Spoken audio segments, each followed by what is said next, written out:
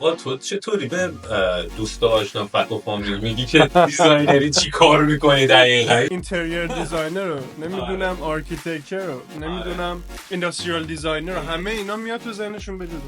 میگی طراح مسئولم، خیلی فکر کنم مثلا قطعات صنعتی داری درست میکنی. من آی سی دیزاینرم، ایندیویدوال کانتریبیوتورم توی رولوتم. توی شرکت المسافر کار میکنم. ببین از بین این همه موضوعی که ما داشتیم برای اینکه ببین در مورد چی میتونیم صحبت بکنیم، چی میتونه مفیدتر باشه برای بقیه، من به شخصه اینو انتخاب کردم چون همچنان دغدغه است. خودت شروع بکن. آقا تو من اینجوری میبینمش که آقا فرض میگی تو مثلا فردا روزی انشالله مثلا توی سازمان مثلا رفتیم توی بیام استخدام شد، خب و توی تاپ ترین، من میتونم بگم تاپ ترین شرکت دیزاینی که میشناسم، شرکتی که از لحاظ بلوغ دیزاین داری کار میکنه به عنوان پروداکت دیزاینر. آره حالا بیام خوبه، خیلی دوست دارم. قبول دارم. آره ولی نمیدونی مثلا پسرمون چه میدونم دختر دایی زنمون ازت میپرسه چی کاری تو دقیقاً چی کار میکنی، نمیتونی برایش بگی خب من این کار رو میکنم. سخته، خیلی هم سخته. یادم خیلی من گارد میگرفتم، مثلا یادمه همیشه اینجوری بودم که خب از کجا باید شروع کنم.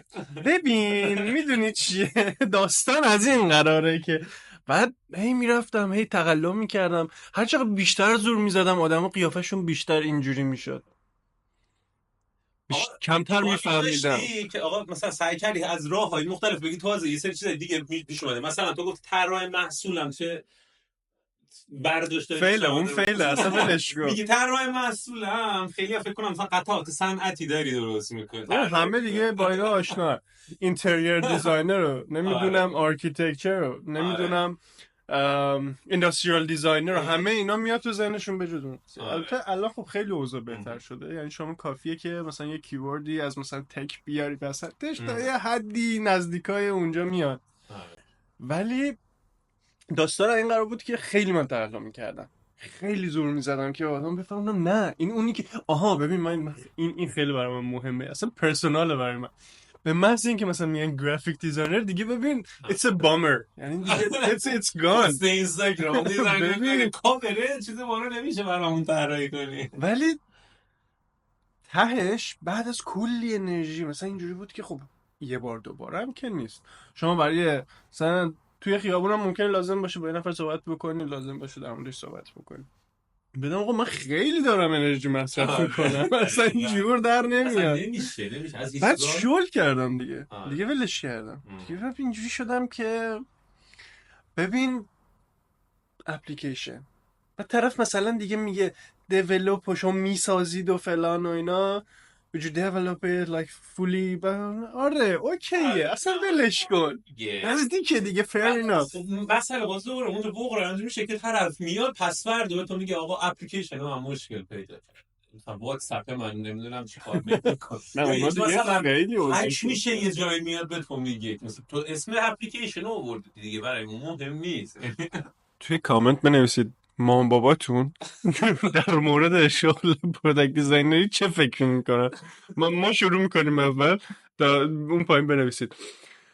من شروع میکنم.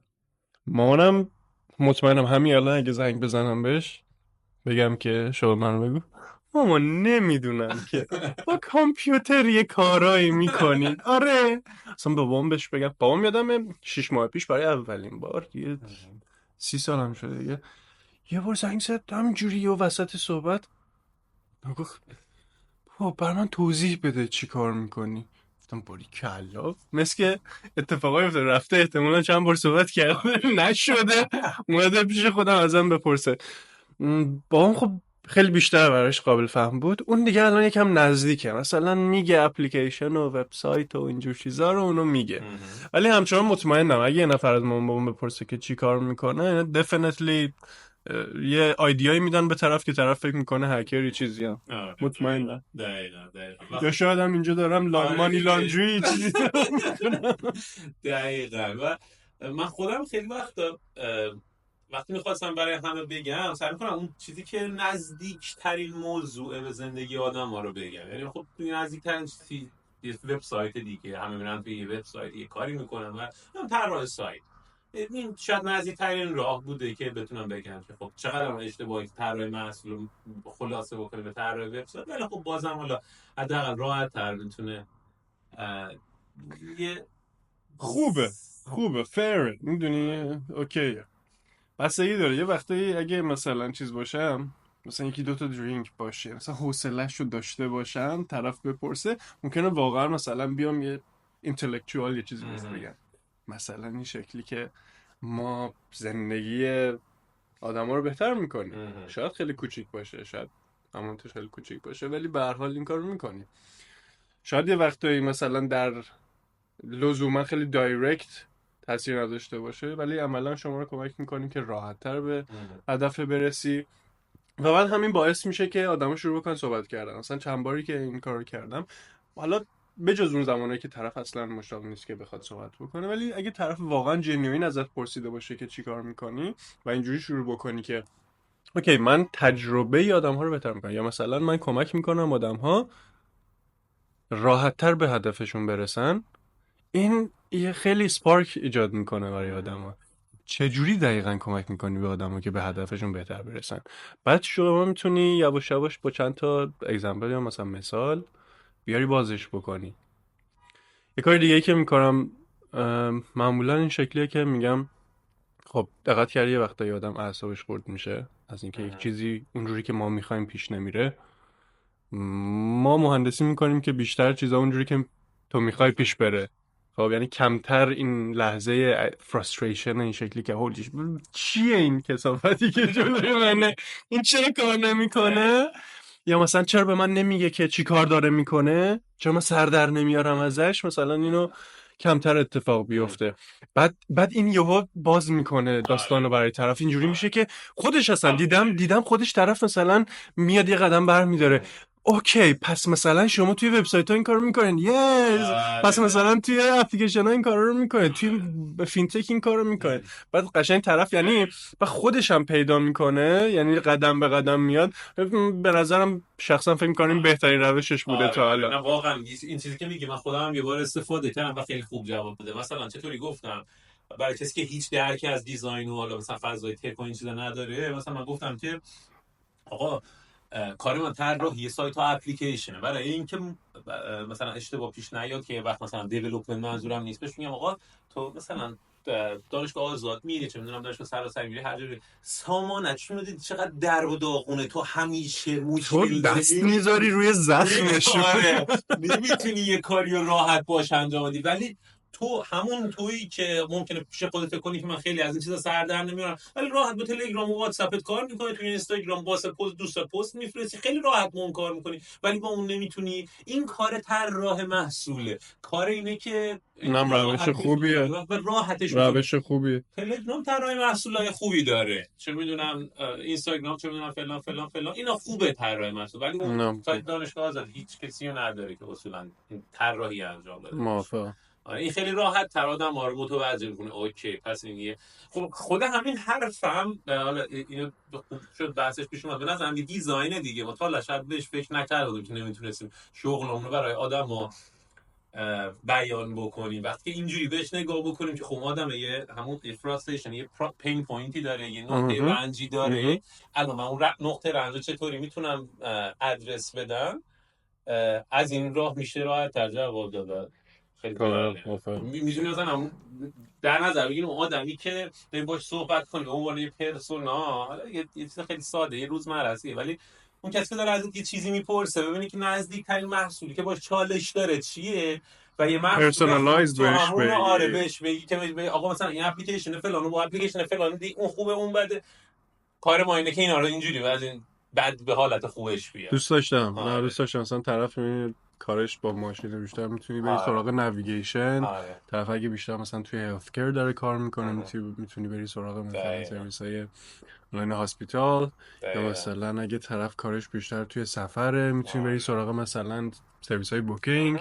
این خیلی، یا مثلا اگه کارش خیلی با چه میدونم بازار مالیه، میتونی بری آها. سراغ مثلا آه. فینتک و اینجور چیزا. خیلی دقیقا باحال اینا. دقیقا. من هنوز منتظرم، اصلا این موضوع انتخاب کردم به خاطر همون چیزی که یه بار دیگه هم ازت پرسیده آره. بودم. مامانت چی میگه؟ آره. ببین، این خیلی خوبه. چیزی که خودم خیلی توش مونده بودم چطور برای بقیه بگم، من نه اونا خیلی راحت داره برای هم بیان میکنم، خیلی راحت. آقا هر کی میپرسه ایمان شغلش چیه، اونم راحت بهشون میگه هیچ، هم اپلیکیشن هایی هست واتساپ و اینستاگرام و تلگرام رو گوشیاتون دارین، داره ایمان طراحی میکنه. من اینجوری شما در حد مثلا من اینقدر سوق رو کنم نیست 10 ثانیه گفت خیلی خیلی راحت، یعنی آدم راحت متوجه میشن که دیگه خوش به حالت هم شده دیگه همه رو.